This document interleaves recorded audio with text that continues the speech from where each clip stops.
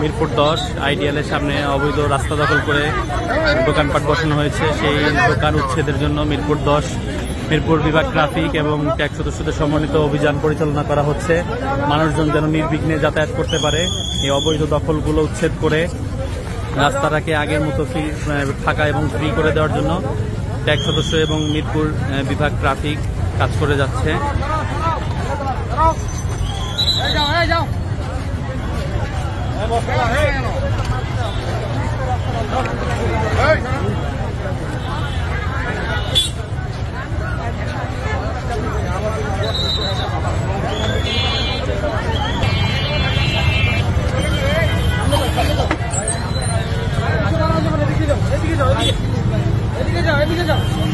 মাঝ রাস্তা পর্যন্ত দখল করে দোকান বসানো হয়েছে। এই দোকানগুলো